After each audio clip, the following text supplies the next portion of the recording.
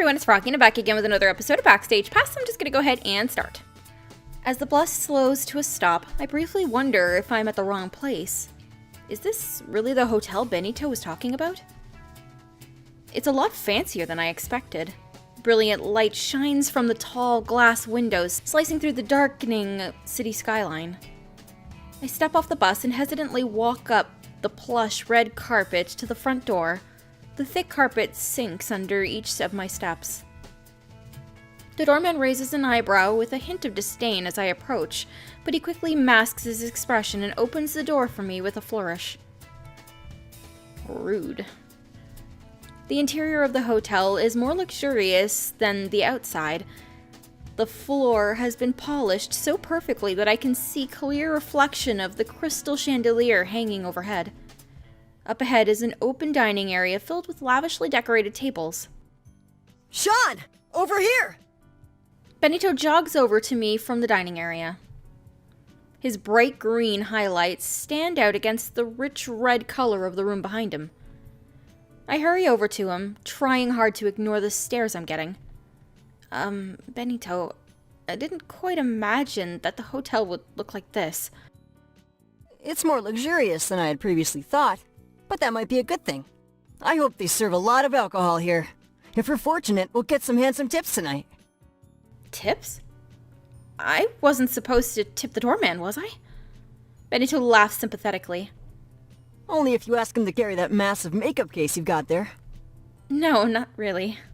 Then you're fine. I can show you the side entrance after the show. Might save you a little bit of trouble next time. He tilts his head to the side thoughtfully. If there is a next time.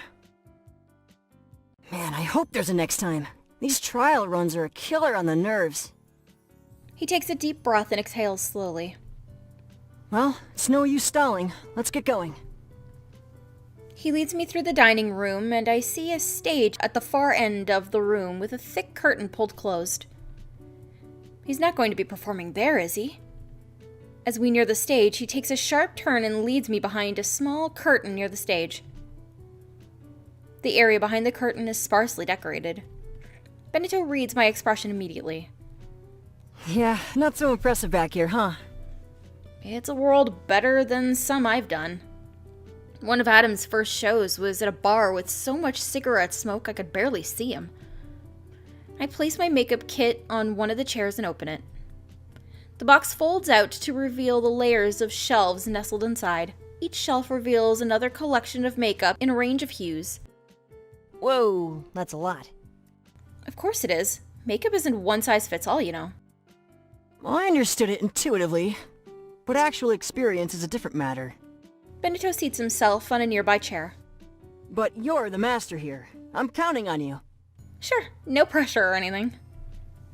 I sigh and begin rummaging through the foundation, looking for a shade to match his skin. Not too much. I'm trying to play up the innocent youth angle here. You? Innocent?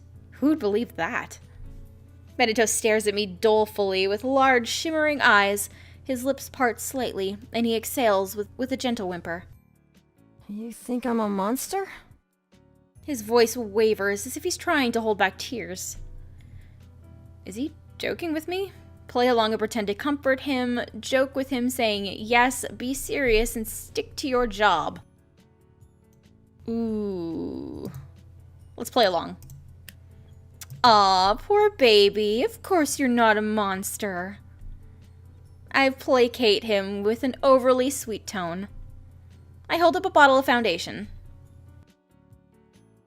Now if you can be good, Auntie Sean will give you a piece of candy. Benito claps his hands and cheers. Yay! Candy! Okay, that's a little too weird. His features immediately fade back to his usual thoughtful expression. Yeah, I guess I'm past that shtick.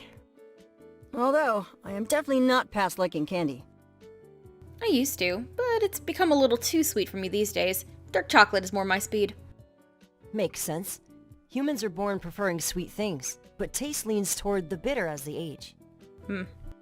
I'm sure I'll grow past liking candy soon enough. Maybe not. Not for everyone. My mom still has like the biggest sweet tooth ever. Right, ready to go then? My work here is done. You're free to go. Sure thing. Break a leg.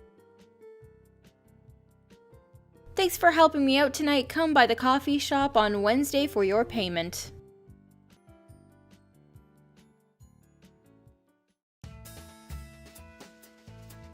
Alright, what should I do with my Saturday? I remember Lloyd saying something about a great pho restaurant downtown. It would be nice if I could find it. Ooh, it smells good in here. I hope the food is as good as it smells. Sean! Hi! An enthusiastic blur of red hair bounds up to me with a big smile. Hello, Mr. Newton. Lloyd! Mr. Newton makes me sound like a physics teacher.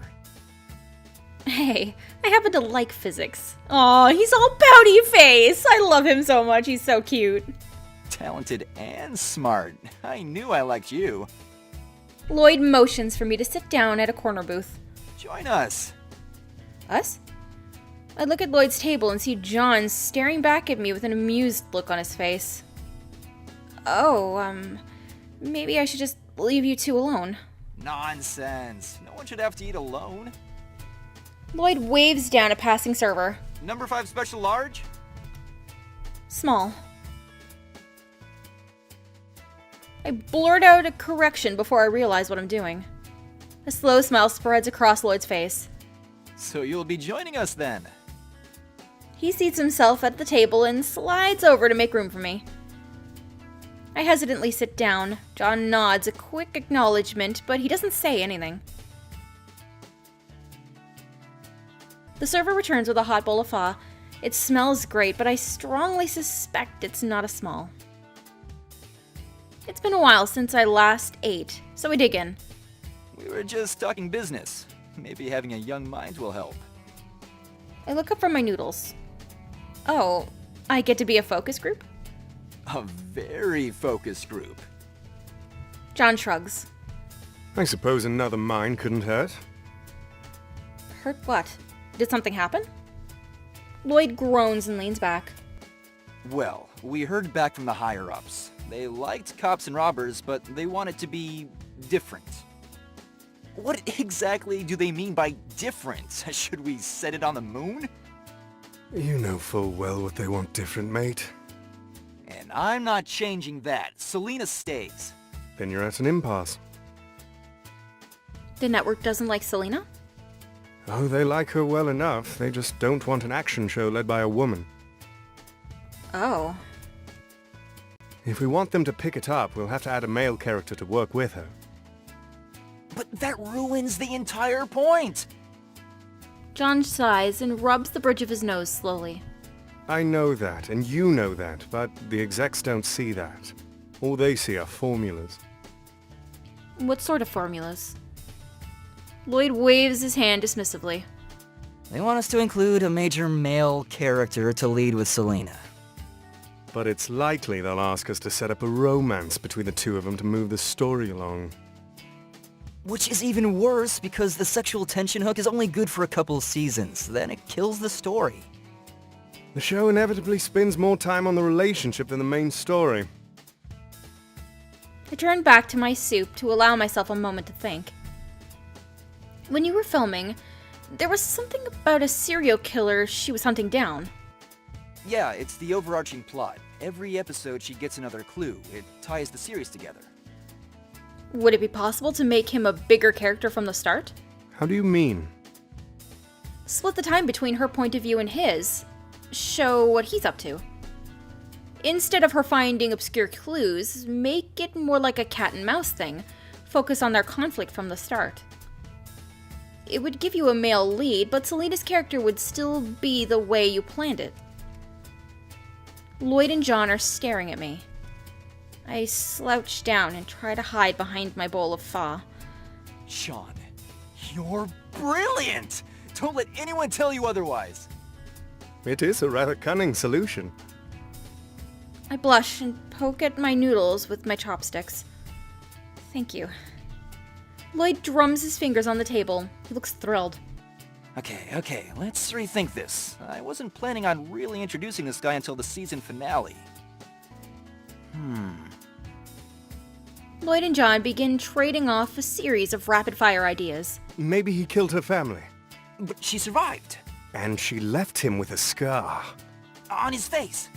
When she was still 16. Which is why she became a cop. And she's the only known survivor. He disappeared for a while. But just resurfaced for reasons unknown. And he wants revenge. But so does she. She publicly stated she was coming for him. Online. And he responded. With flowers. She burned them. They talk online all the time. You're going to play him. He... what? Lloyd chuckles. He looks proud of himself. You're going to play him. I told you I'm trying to take a break from acting for a spell. John! Look at his face. Oh, I love Lloyd. Lloyd sounds like a 10-year-old begging for ice cream. It has to be you. Has to be? Well, yeah. Lloyd pokes the table despondently. I thought we made a promise. And here it comes. Besides, you said you didn't want to be associated with the Knight anymore. Be a villain, and it'll break the hero stereotype. He's got a point. And whether you want to admit it or not, acting is your heart. You miss it. John groans. You're not going to stop until I say yes, are you? Oh, you know me so well. Fine, I'll do it, but only because it's you. Lloyd beams proudly. This is gonna be amazing. I glance down at my phone. It's getting late. I still need to finish my homework. Oh, of course. I pull out my wallet, but Lloyd places his hand over mine. No. I've got this one. Are you sure? Lloyd throws an arm over my shoulder and leans in conspiratorially. Sean, let me teach you one of the great secrets of life. College students should never turn down free food. Words to live by. Well, thank you. And thank you. Lloyd waves goodbye. See you on set. Buy a bowl of delicious soup and feel your stress go down for 24. We are going to check the mail. Okay, so this is my student grant. We already looked at this. We got one unread. There you go. From Ling Gooden. Oh, is this my parents? My mom. The surgery to repair the broken kneecap was successful. The doctor said the x-ray showed 2 pieces, but he found out that the lower piece was actually many pieces. He placed sutures and 2 screws to put the kneecap together. He thinks it will heal well. Your father is in the process of getting over the pain and swelling. He is not supposed to bend his right knee for 2 weeks. I should probably start deleting the ones that I've already. Delete. You're so cute. Delete.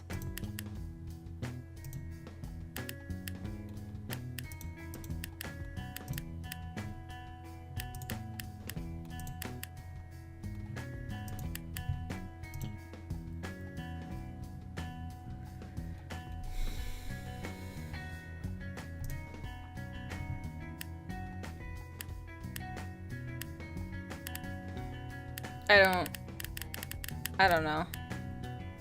Sleep? There you go. Sometimes it's nice to just sleep in all day. Alright, well, I'm gonna go ahead and end this episode here for today. Hope you guys enjoyed it. If you want to see more videos from me, then don't forget to like, comment, and subscribe. Thanks for watching.